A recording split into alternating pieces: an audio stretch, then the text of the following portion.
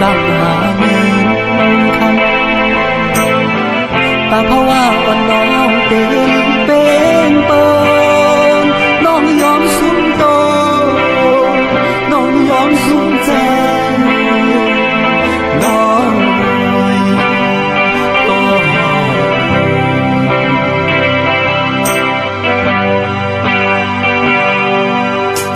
เปี่ยมมีเงินลอยเงินขันมายืมปันนางแน่นใจเมื่อหันเปิดมายิบมาโนลักคอข่มซ้อมน้องในเกณฑ์เป็นห่มปุ๋ยเปิ้นตาเนื้อหายใส่สุมเย้าปอกเนื้อสุมแทงปอกซองน้องก็หา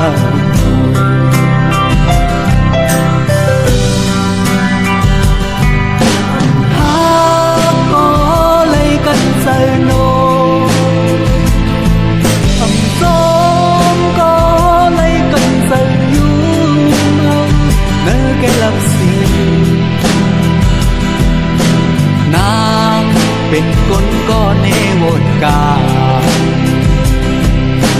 สายซ้ำเป็นคนก็เลยข้ามเอาเพ่งหาปักก่อนสู่แล้วไฟมาเย้าสองหูขึ้นโต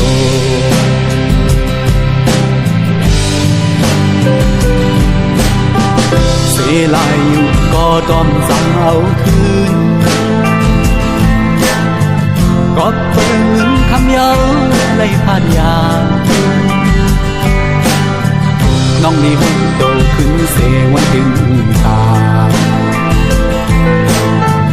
ก้อนหักสุนัยอยู่มองเปิดทามองวันไหลซ้ำกันมองวันไหลหากันก็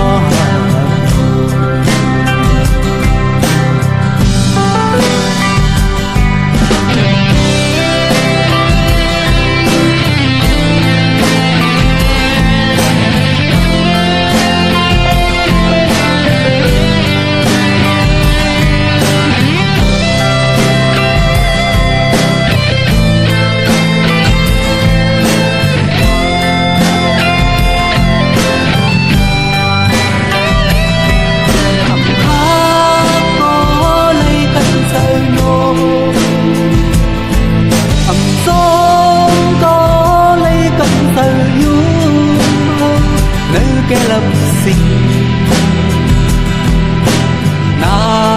เป็นคนก็นี้หมดกาสายซ้ำเป็นคนก็ลังข้างเอา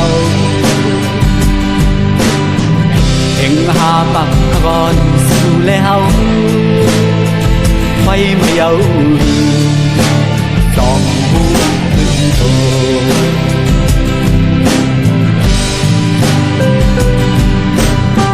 เสียลาย